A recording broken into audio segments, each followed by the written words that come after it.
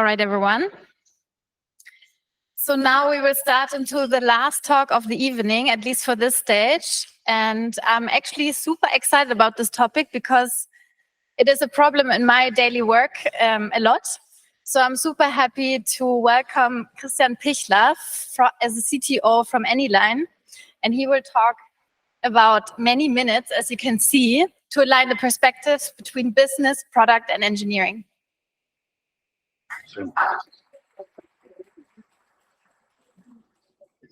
Dankeschön, and I assume you can hear me well. Yes, we can hear that it works. So I'm also from my side, welcome to this presentation also at this time of the day. I appreciate it. I asked Stefan, please put me to the last feasible slot on Tech Day. As the travels from Vienna to Berlin, there has been some obstacles in the past, let's put it this way. So glad you're joining at this time of the day. So thanks for the introduction, Johanna, and exactly, it's about 605,701 minutes to align business, product, and engineering. And yeah, as Johanna said, my name is Christian. I'm currently CTO of Anyline. Anyline is about 10 years old, exactly. It's actually exactly 10 years old. And I will tell a few words on what Anyline is doing as a basis and foundation on what we're talking. Yeah, so let's, without further ado, see, works, Johanna, perfect. So without further ado, so in a nutshell, worry, I'm not going to talk half an hour about our tech, but you need to know a bit of what we're doing so that the remainder of the presentation is more tangible for you. So what Anyline is doing is we're building an SDK, it's a P2P product. We're building an SDK enabling the capturing of data. Capturing of data, to bridge the gap between analog and the digital world. And just to give you a tangible example, someone would then take this SDK and integrate it into their app, whatever this app may be. And the scanning functionality that's provided is, for instance, scanning meters, scanning license plates, scanning vehicle identification numbers. So everything that usually is done manually, which then often, with long text and long numbers, is then often error prone, right? People make mistakes. And just recently, we're going a bit beyond OCR. We just recently launched our so-called tire tread depth scanner, meaning that with your mobile phone, you can actually capture the tires of your vehicle to actually tell you the depth proofs whether you need to change the tires. But that's a whole different story. Let's get back to what we're here for. There's one more disclaimer. I'm not a great artist. I'm not Klimt, so I use emojis to add some more colors to my presentation. So where's the root of all this? Johanna need to tell me if I'm dancing around too much up here. Yeah, good, thank you. So where's the root of all this? Yeah, I did join Anyline in May 2020, and then grew into or switched into the CTO role about a year later, so summer 2021. And being in this role and then exposed, there's so many questions. From a tech perspective, you could keep yourselves busy for probably 24/7 if you wanted to. Right? It's never done. I think I can say that I'm an engineer by education, you're a scientist by education, right? You can always come up with great stuff to that you won't run out of. And there's tech that we need to take care of in all these topics. And on the other hand, there's all these finance colleagues, commercial colleagues, and they want to know so much. Are you going to be on time with your deliveries? How much money are you going to need next year? Are your hiring plans accurate? Yeah? How many people do you plan on hiring next year? And that there's all these questions, and they're all fair, to be honest. Yeah, ultimately, obviously, all our customers and prospects want to know what they can expect to ease their pain, and these are all fair questions to be asked. But I would say the world maybe then collide a bit. Let's put it this way. And this is what this is about today. Really show you how we, in these 15 to 18 months of this journey, I want to share with you those insights where I think that you could benefit from if you had to do the same. Or if I had to do it again, that's probably how I'd do it. that was too much. There we go. So in this gap or in these colliding views, I'm not going to go through all of them, but there are some symptoms, challenges, obstacles. Yeah, and these are specifically rather from it is obviously tech day, right? So these are from an engineering, from a tech point of view, things that people give you feedback on, struggles that you face. Just to give an example. Context switches. Yeah, the teams or people are overloaded. They're working on I don't know, sometimes 5 topics. Yeah, and then you randomly sneak in and say, "Okay, you know what? Yesterday you've been working on A. Today you're going to work on B because this is way more important." Yeah? And if this just happens ad hoc, it has a lot of disadvantages that you probably can imagine. Yeah, you know how long it takes someone focusing on something then getting back at it. That's one example. The second example is that I explicitly put it as waterfall expectations, right? He's like, okay, what day are you going to deliver feature X? And I'm not explicitly saying feature X. On what day are you going to be done? Yeah? And you will then have, okay, so can you then provide me with a status update every 3 days? Yeah? Ideally, a written one, or whatever you could ever read. Then also, what this all adds up to, like unclear responsibilities, right? And I think I've heard it in one of the talks today. We all get into a meeting. Great. We all discuss great things. We all agree that things need to change. Then ultimately, nothing happens. Yeah, so no one goes after that stuff. And from a holistic point of view, now to add that all up, I want to highlight jeopardized roadmaps because that's what this adds up to. So this is the things where things then touch in these or collide in these different perspectives is that you just say things that you will deliver, things happen, like interruptions, you will then not be able to deliver on what you actually should deliver. And now we're going to look at first 3 pillars that we fundamentally changed in the way we work. And then also I'm going to share a few learnings. The first one, everything, as you can read, everything is important. Everything is important. Whatever little, again, on purpose, feature requests we may come up with, or whatever, idea we have to ease the customer's pain, we'll do it. And whoever is the loudest will get this feature. Right? So, and we tell an engineer in the morning, you're going to do, or no, ideally, you do A. Then if someone screams louder, at the end of the day, the engineer will go to bed doing B. And I want to share one particular story. It was actually in 2020. I had a colleague who, in our back then, computer vision machine learning field, and reached out to him because I kind of observed that he was really working a lot. It's like, how you doing? What's in your plan, right? What's happening? It's like, you know what? These sales colleagues, they like come into my room every single day and they want something different. And I'm like almost working 24/7. He was not, was working way more. And I just can't get it done anymore, right? I mean, the commercial colleagues were smart, right? Because they chose a smart cookie because they knew if they approached him, he would say no, he would do it. And he was just running out of his personal time, drowning. And what I did then is I went back then to the commercially responsible person. And I was like, you know what? You got to help me. Now I have this list from my employee. I want to now see what's really committed. Like, what do you need to be successful? Went through that list. You know how many topics we need to do?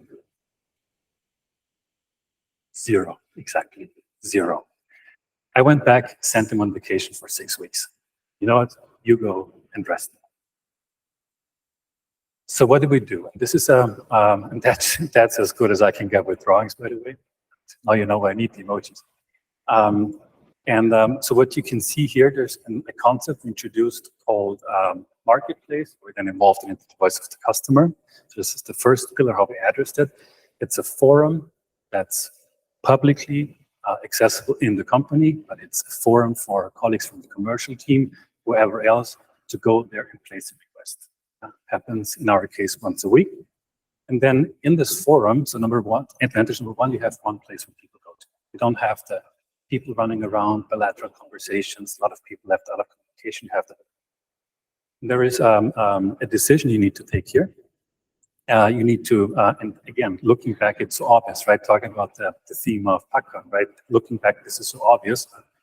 The first decision you need to make is what you're doing. Is it something that you build? Is the request coming from something that you want to build because you want to extend your product? Or is the request something that you want to do because you want to help the prospect customer integrate this, for instance, right? And this distinction is what you got to make. And then you can also make a decision whether this is going to be part of your product. So if it's part of your product, you can then say, okay, our engineering capacities are scarce anyway, so let's have them focus on this. So that's what we do. We're really having this meeting, make a decision. It's product. If yes, if so, then we're going to assign engineering capacity and we're going to put in our list of things to do. If it's project, doesn't mean we don't do it, but we just don't do it with engineering. Have like a partner network where we have collaborations.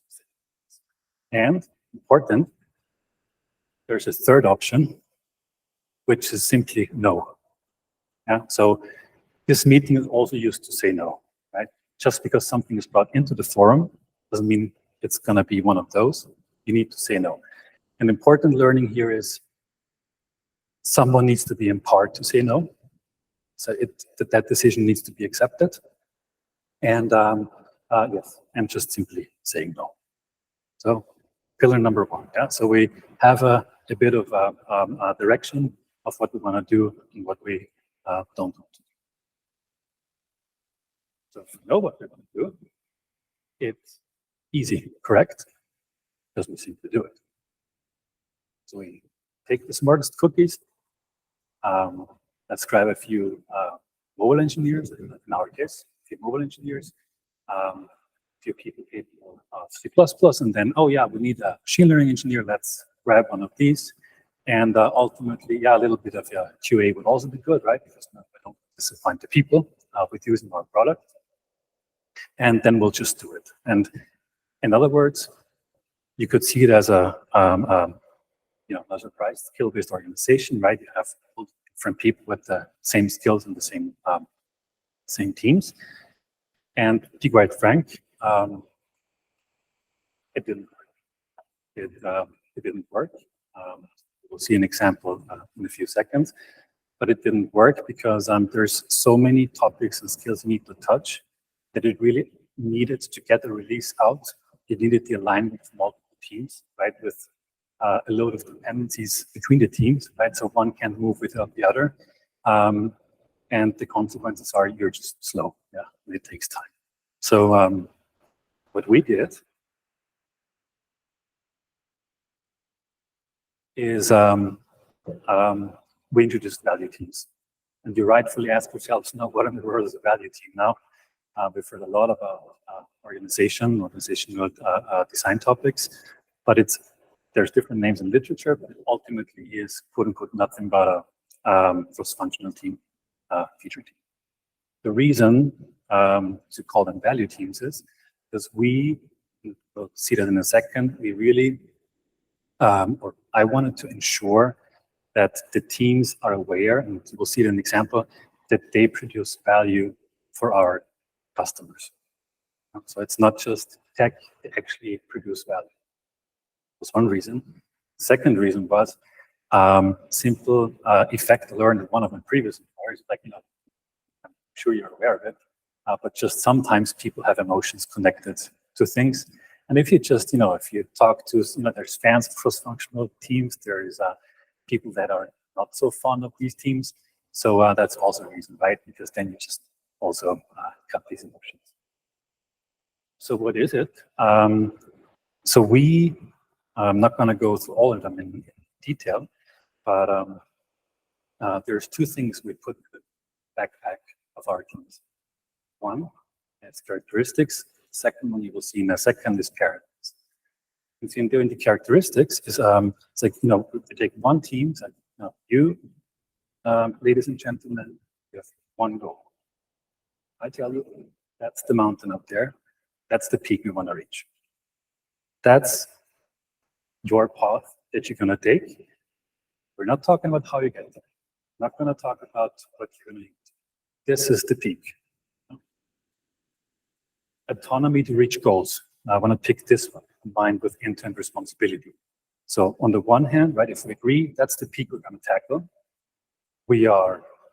I'm not going to intervene. I'm not going to tell you that you must not use ropes and you must take this path. I'm not going to micromanage. Yeah? But at the same time, so you have this autonomy, but then you're also responsible. You're responsible to get as a team to that peak. You call me if you run out of rope, whatever it is, you call me. I'll help you. I'm not going to interrupt. And as a result of this, right, the teams need to be independent. Yeah? So both on an organizational, on a technical level, right, cut the dependencies, especially on a tech level, right? And that's what I kind of want to connect to what I said earlier, that with the 3-week, like the 3T coordination, right, that usually took days to release something. Just like give them a focus, let them do the work, and cut the dependencies. Again, tech level and organization. The second thing is kind of like boundaries, if you want to call it this way. And before we go into the details, or first item, outcomes of an output, I'm not going to sell you any book, nor do I earn anything if you buy this book. But if I'm personally a fan of a book or I learned something, I quote them, right, if someone wants to look into it. So this one I can recommend, by Josh Seiden. Fun fact, he puts on the first page on the cover, it says, you can read it in 40 minutes. It took me like 2 weeks or 3 weeks. Because every paragraph that he put made me think and reflect. But the first one, outcomes over output, is also when we talk in the team, when we talk beyond the team, let's not talk about features, yeah? We're not going to talk about, we're going to change library 1 to 2, and we're going to refactor this, and we're going to do this. No, talk about the outcome you want to achieve and the impact it will create in someone's life. Yeah? So I can tell you, you change library 1, 2, 3 to reduce the scan time by 50%. Or I can say, I want to have a scanner capable of scanning something within a maximum of 2 seconds to ensure the maximum experience for our prospects and customers. So you see the difference, right? I'm not going to tell you what exactly, but what we want to achieve. Yeah? And the other 3, quickly, in a nutshell, iteration or iteration. Yeah? So what we have, again, some story, right? We don't have sprints, we have iterations. So iterations is basically also the team, from a thinking perspective, from a mindset perspective, don't tackle the big thing, don't climb that. Let's not start the journey today to reach that peak and expect that we're there and we know everything on the way. Let's get to the first station. Let's really get the first part of the journey behind us and learn along the way. Then we have North Stars. I'm not going to go into detail, but just so you know, it's kind of like boundaries. Yeah? It's like whatever you do, it needs to have customer value. Everything you do must be contribute to like protecting our assets, and whether this is any ISO certifications and these. So this is kind of like boundaries to just give people boundaries they can operate. And the fourth one, I'm going to go a bit into detail, but embrace change, is there was great support from the organization. When rolling this out, I really took the time to like sit down with every single engineer. So we didn't have any no team all hands and no long team meetings. I really sat down with every single engineer to walk through this. And one topic we discussed also was embrace change, which means like, look, we're setting up ourselves like this today because it fits our needs the best. And if we need to change our organization in, I don't know, half a year because we don't know what happens, then I expect us that we just act kind of like a fluid, work around this. So that to put this into people's minds and also give them a realistic expectation of what we expect. And also, quite frank, there is something which I expected, and that happened, is that not everyone is a fan of these organizations. Also, there's people who prefer different environments. Yeah? And it's, one prefers A and B, and without one being better or worse than the other, but it's just an environment. And this is something and people will then, right? People will leave, right? Because ultimately, that will.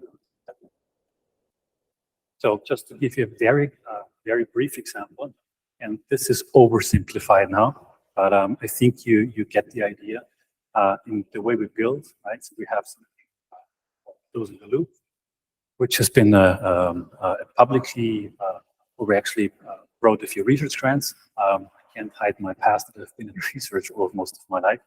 But so we wrote a grant, and but this is about this, that you basically, it's not a surprise for engineers, I guess, but we collect data, we look at it, we analyze it, we augment it, update it, like it, train models, evaluate models, ship it to the customer. And the closing the loop concept behind it is they will simply repeat this loop. And we repeat this loop, we ship something, we learn with the customer, right? We retrain, we ship it again. And the way I know this is oversimplified, but totally sufficient to get the point across. And these are our teams, and that's how we come. So if we start from the left-hand side, right, then where you can see the phone, we have two teams, capture and independence. In capture, it says this team is responsible for everything that we need to capture data on the customer's device.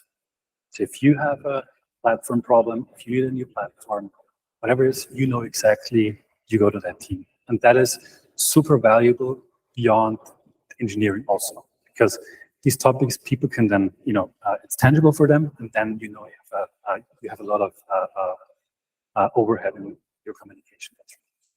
Just to give another example,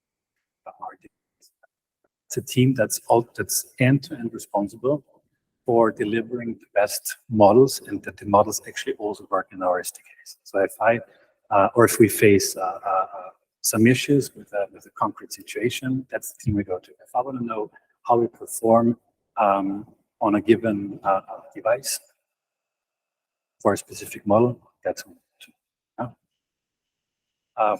to. This is just an example of how we have sliced, I'm going to call it this way, our organization. So, knowing that we have said yes and no, what we want to do, knowing that we have teams who can do it, there's a third ingredient. That should be easy, shouldn't it? You have everything. You know what you want to do, and you have people. So why can't you tell me when I'm going to get which feature? Isn't that easy? Right? It's just you just do the math, right? You take how many people you have an effort estimation, and then you calculate a few dates. And I think in this context, we're all aware that this is rarely how tech development works. It's actually very common. So what we did in this context is, before we get into detail, again, book recommendation, product roadmaps relaunched. And this one, I'm going to take the time to read it out to you, even though you could read it yourself, but it's a love letter to a roadmap. It's, dear roadmap, you have deceived me, led me down a path of lies, painting a picture of our future together, all the wonderful things we'd create together.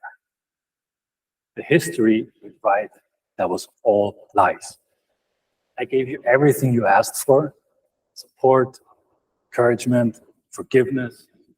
When you failed, I gave you money, and still you haven't been true. And again, I'm not going to make like advertisements for the book, but there's a few more love letters. But I chose this one, and it just really reflects it. And I want to pick up one thought that's mentioned in the book at the very beginning, because what is a roadmap? And so the roadmap understanding was that, okay, it's a list of features, again, features and dates. That's what we need.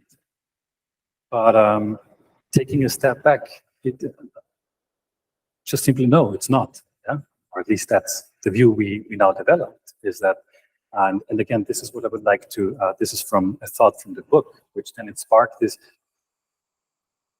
the guys in the book say a roadmap is a tool to rally the organization around a common set of goals.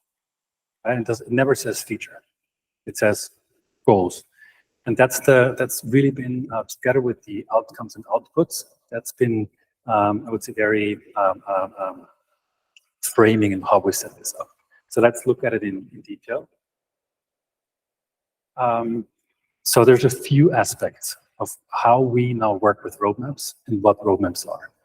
Number one, timeframes. Timeframes are, and again, this is also as described also in literature, you cluster what you're going to do along 3 dimensions: now, next, later. In our case, now is everything in the next 3 months. Next is anything to a year, and later is quote unquote who cares, anything beyond what we think today is true. This has not only the like from an engineering perspective, again, this has the positive effect that also for engineers confronted with daily work, with the daily problems, challenges they have in the daily work. It's also a bit of a support knowing that, okay, if I'm in a meeting talking about something and then know it's in next or even in later to make it tangible, it just also supports them, right? Because you know, okay, discussed, but no need to worry about it. Second one, outcomes. Yeah? You've heard this one before, and that exactly the same concept. Yeah, outcomes are output by George Seiden described it.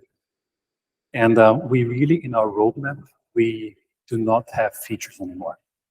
So in the communication, we expect that we really frame what problem / which output and impact are we trying to create. So our roadmap is not just like, okay, we're going to build feature X with having, I don't know, 100 different interpretations in mind, what that feature could be, should be, must be, but to really describe what do we want to achieve. What's this going to change when we get it done? Number 3, uncertainty. And this is something which again was something that looking back is obvious, but not really. And I've mentioned it, but I've been with IBM research and also postdoc at Technical University of Vienna. And something being in research has is that your daily life is that you make assumptions. You have a goal. You make assumptions, define a hypothesis, and all these things, and you're prepared that things change. It's like part of your job that you are prepared that things will change and you will learn. It's not a problem, right? Because you learn, it's good. You learn, you adjust, you move on. And this is so obvious, but this is something we also, tell your engineers, right? That it's totally fine to like try something and learn and then move on. And this really helps engineers just like knowing, right, that it's good, okay, to make an assumption, to test it out, to learn it, and then to adjust along the way. And in this context, Duplo and Lego. Yes, I'm referring to the Duplos and Legos that here we, or our kids, play with. And it's actually something in the context of uncertainty, and when I had talks with engineers, and I wrote an article on it in the company, just showing or like making it more tangible for people what the different flight levels that are in the company, right? With my colleague, with our CPO, Christian, I have a different flight level of what we're going to do and now next later than in when I talk at a tech meeting. So what our people actually did, I just described it in this article, and then all of a sudden, people approach us like, you know what? We're going to make a Duplo meeting. We're going to make a Lego meeting. So we have this. There's actually meeting formats in the company. They're called Duplo meetings, Lego meetings, and they're apart from our framework, which is how we work. So exactly, Duplo meeting is a topic where CTO, the CPO, the other teams, they want to basically take a bigger Duplo block, and then kind of take it apart and make Lego blocks out of it and make it more tangible. Just have create some swags, kind of try to learn what is meeting. Yeah, and the Lego meetings are then before you go into the iterations, you then really say, okay, we have this goal we want to reach. We should reach the outcome. What are the different bits and pieces we need to do in the next 2 weeks, 4 weeks to get this done? Prioritization. Again, we're not. It's super important, obviously, right? We're looking at this, but prioritization is then the discussion between commercial, product, and engineering on what's more important. So it's basically taking the different items on the roadmap, and discussing, number one. Number two, just to give you an idea, things that we, obviously didn't consider. It's just, is this a customer commitment? Is this something we do because it's, it's part of our product vision? Is this something we do because we have some tech debt somewhere in that we just can't live without fixing? That's the sort of discussion that's going on. And then last but not least, what types of work is something that also recommend when you look at the roadmap. When you have that roadmap, you need to get some insight on what's in that roadmap. And something that's very beneficial when you talk to people also beyond engineering, but also in engineering, is to not count the features. And thanks for not counting the features, but slice and dice your roadmap and along 3 types of work, which is customer enabling work, customer facing work, and tech enabling. This describes nothing more than tech enablement work is something we need to do to keep the system running, any technical work and platform work, automation work. Customer enabling is really product work, so to say, that we say, okay, that's going to be part of our product. And then customer facing is then something really that we're out of the marketplace, voice of the customer, where we know someone requested something, we decided, yes, we're going to do it. And this is how you can really have a quote unquote abstract view of what is in your role. Yeah. So quickly, we can actually skip these. I just wanted to put that on the slide so you have it at hand, but that's just one example, and I briefly covered it before. Obviously, in engineering, any of the meetings, like a Lego meeting, when we have actually do it, well, obviously, yes, yeah, we're going to talk about all these things. We're going to talk about organizing test devices. We're going to talk about what we need to change. But that's then detail once we've agreed on what we want to achieve. That's the outcome. And in this context, right, and, you could just say, okay, I want to create a web-based scanner for Viennese driving licenses. And by the way, just put that there. There is no such thing as a Viennese driving license. And having the same accuracies as the native SDK would have a maximum of 2 seconds of scan duration, for instance. Right? Very clear and super tangible concept for everyone involved, engineers, product, commercial. You know exactly what we get. And this is just an example of what I just explained, right? That's the different types of work in your roadmap.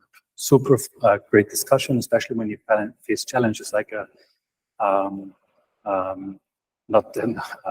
never said that, but it's just to make it more tangible for you, is our engineering. They're just keeping themselves busy, right? I'm waiting for that customer feature, but I don't get it. But this is then how you can show, look, we have 100% capacity, put something aside for unexpected things that come up.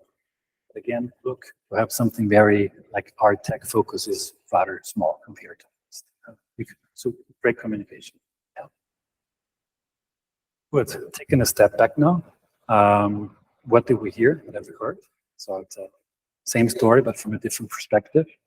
So what we do is nothing but a system, right? Where we collect, we prioritize, and we execute.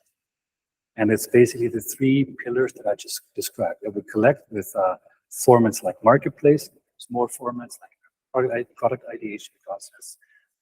We have a tech ideation process where people can really come up with ideas, with proposals. Important thing is we collect. Right? We then prioritize.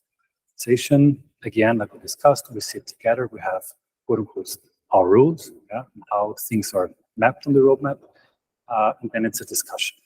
It's a discussion, and also we have, for instance, weekly roadmap reviews. So every week, Monday evening, covering times Monday evening, self, CPO, VP engineering, these colleagues, we sit together, look at it, what happened last week, on track, we need to change priorities, anything. Last but not least, execution through the value teams, who then take the items in the roadmap, then put them into their definitions.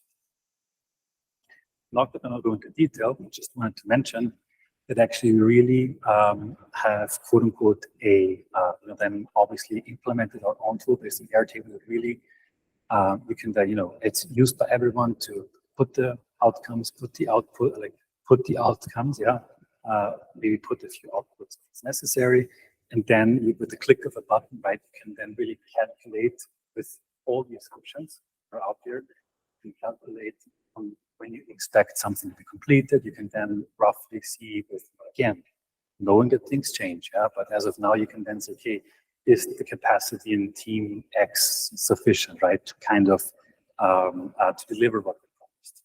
And with this, right, you can have very quick discussions, right? So if we get an answer now, right, number one, we know that we're talking about the same thing. If we get a question now, okay, are you going to make the deck next year? That's like, given the assumption that this is what we're going to build, and given the people we have on board, and given that it comes true as we think it will, then yes, we can have great discussions fostered by something like this. But I'm not going to go to the tool now. But at the end, I want to share 5 learnings with you. And I started with, I think, because when I prepared this, I think I started with 30. I cut it down to 30. I was like, I'm going to tell them 13. And I was like, no, that's way too much. I can't share. So I picked, my point of view, the top 5 that, apart from the structure of the 3 things we just heard, like in roadmaps and prioritization and value teams and all this, it's kind of like the glue in between. Where I said, okay, that's the one thing you can do methodologically and build, but that's kind of like the glue that also made it work. And stays. First one is one voice. And with this, I mean myself, CTO, and my colleague, Christian, about 80% of our management team is Christian, not joking. So Christian and me, CTO, CPO, need to talk the same voice. So ideally, if you ask him or me the same question, you ideally get the same answer. Because that means we're 100% aligned. And you also need to speak that one voice to the customer. Right? It's product engineering is very close. Yeah? You can't live without it. Second one is boundaries and responsibilities. Kind of what we started to talk about with the value teams, right? You have characteristics and paradigms that people should follow, but then you need to help your teams with setting the stage and setting the frameworks, right? For instance, making sure there is like the Duplo Lego meeting. Just knowing that there is a place where they can go to concrete needs, or that they know which decision paths they can take, that they know how far they can go, that they know when to escalate. Put that in place, and that was definitely something, that helped them also. Concepts like no meeting, whatever day of the week that it is. But you need to make these rules explicit, and you need to write them. Help your team. Also help your team by really, and that's something we learned. I'm kind of referring back to the meeting situation now. There's a lot of people in the meeting, but quote unquote nothing happens afterwards. But it really, in a written way, is Friday. A certain role where you wear a certain hat. When you wear that hat, I expect from you X, Y, Z. If you're a value team lead, I expect this. If you are a senior engineer and something, I expect this. And it helps them, it helps you, again, provides transparency. Yeah? share, and you haven't shared, and share again. The roadmap, for instance, in our case, is public, company internal, publicly available. And people can look at it and reinforce that people look at it. Also from other departments. So we have, on the one hand, we do have regular reviews and regular presentations, lots of months. I do, for instance, also with the engineering teams all together. We look at it every 4 to 6 weeks, just so that the teams know from each other what's happening. And then just share. It's, like I said, in our case, publicly available in the company. People can look it up. People will, then that's great, right? Because if there's questions, it means that you have foundation to at least discuss. So reinforced. Persistence. Actually also had patience, then I've also had patience and persistence. This all looks like a sunshine story, if you want to call it this, but it certainly was not. And so this is rather the things that did work now looking back. But this entire journey was not only this. There was challenges, obstacles, disagreements, emotions, etc.